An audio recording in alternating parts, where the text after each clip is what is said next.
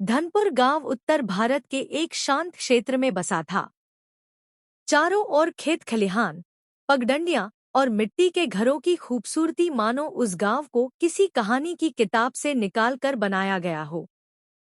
यहीं रहते थे रघुवीर सिंह, एक समझदार, ईमानदार और मेहनती किसान। उनके दो बेटे थे, वीरू और छोटू। लेकिन ये दोनों सगे नहीं थे। वीरू उनकी पहली पत्नी की संतान था और छोटू दूसरी पत्नी का बेटा। यही फर्क घर की नींव को धीरे धीरे हिला रहा था। वीरू बचपन से ही गुस्सैल था।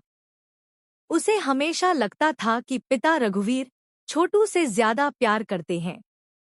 घर में छोटी छोटी बातों पर वीरू तिलमिला जाता। आपको तो सिर्फ छोटू ही दिखाई देता है, वीरू ने एक दिन नाराज होकर कहा। रघुवीर ने शांत होकर जवाब दिया, बेटा, मैं तुमसे और छोटू दोनों से बराबर प्यार करता हूँ। नहीं पिताजी, सच्चाई यही है कि आप उसे ज्यादा चाहते हैं, क्योंकि वो आपकी दूसरी पत्नी का बेटा है।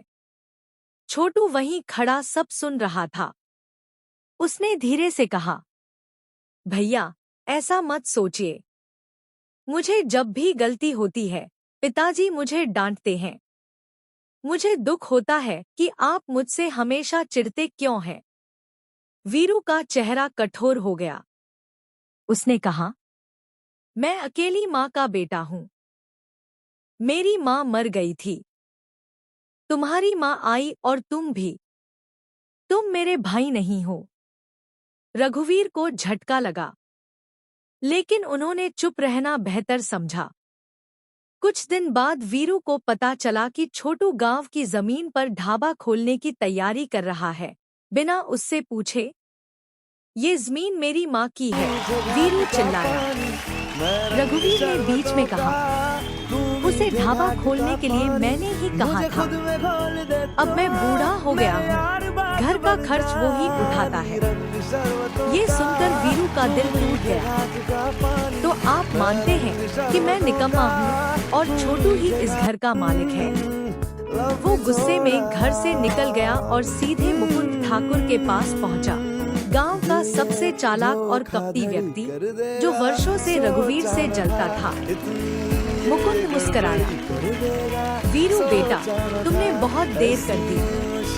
रघुवीर सारा धन छोटू को देने वाला है। अगर तुमने कुछ नहीं किया तो सब लुट जाएगा। वीरू को भड़काना अब आसान हो गया था। मुकुंद ने अपने एक जानकार वकील सत्यनारायण त्रिपाठी से वीरू की मुलाकात करवाई।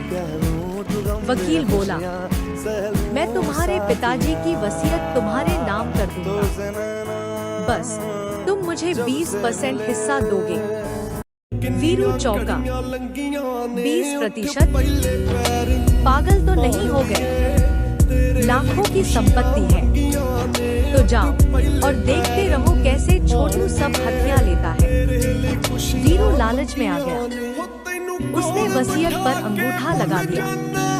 उस रात मुकुंद की बेटी चंदा, जिससे वीरू प्रेम करता था, बोली, पिताजी तभी शादी की इजाजत देंगे जब तुम्हारे पास कुछ होगा। अब सब कुछ छोटू के नाम है। वीरू को झटका लगा। अगली ही सुबह उसने चुपचाप चंदा से शादी कर ली। कुछ दिनों बाद रघुवीर की तबीयत अचानक बिगड़ी। डॉक्टरों ने कहा, आपको ब्लड कैंसर है, बहुत देर हो चुकी है। रघुवीर ने यह बात किसी से नहीं बताई। 3 दिन बाद रघुवीर की मौत हो गई। छोटू फूट फूट कर रो रहा था। गांव इकट्ठा हो गया। उसी समय वकील सत्यनारायण वहां पहुंचा और बोला, आपके पिताजी ने वसीयत वीरू के नाम की है। छोटू स्तब्ध रह गया। वीरू ने तो उसे घर से निकाल भी दिया। छोटू गांव से बाहर चला गया, भूखा प्यासा, बेघर। छोटू चलते चलते एक खेत के किनारे एक छोटे से घर तक पहुंचा। वहां धर्मीलाल नामक वृद्ध किसान रहता था। तुम रघुवीर सिंह के बेटे हो ना? धर्मीलाल ने पूछा। हाँ, पर अब मेरे पास कुछ नहीं बचा। धर्मीलाल बोले, तुम्हारे पिताजी ने ये घर हमें दिया था। अब ये सब तुम्हारा है। रहो यहाँ, काम करो और जियो इससे। छोटू वहीं रहने लगा और खेतों में मेहनत करने लगा। उधर वीरू ने एक शाम मुकुंद और चंदा को आपस में बात करते सुना। अब तो सब मेरे नाम है पापा, चंदा बोली। बस अब वीरू को खत्म कर देना है, मुकुंद ने कहा। वीरू की आंखें खुल गईं। जिस इंसान पर उसने विश्वास किया, वो तो उसे ही मिटाना चाहता था। वो भागता हुआ छोटू के पास गया। छोटू उसे देखकर दौड़ पड़ा। भाइया, आप कैसी हालत बना रखी है? वीरू फूट फूट कर रो पड़ा। मैंने तुझसे बुरा किया, सब कुछ खो दिया, मुझे माफ कर दे छोटू। छोटू ने गले लगाते हुए कहा। भाई तो भाई होता है। तभी कार से वकील सत्यनारायण पहुंचा। मुझे माफ कर दो बेटा, वकील ने कहा। मैंने तुम दोनों से झूठ बोला।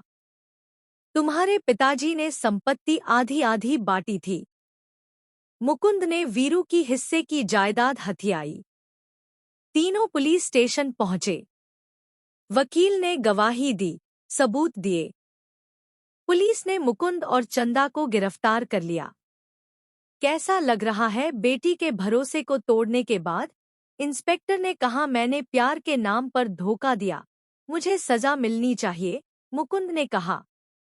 गांव वाले हैरान थे, लेकिन राहत की सांस ली। वीरू और छोटू अब एक ही घर में रहने लगे। खेत वही, घर वही, लेकिन अब दिलों में मोहब्बत और सम्मान की नींव थी। वीरू हर सुबह छोटू के साथ खेत में काम करता। शाम को दोनों चूल्हे पर बैठकर हंसी मजाक करते। गांव के बच्चे उन्हें देखकर कहते, देखो, असली भाई ऐसे होते हैं।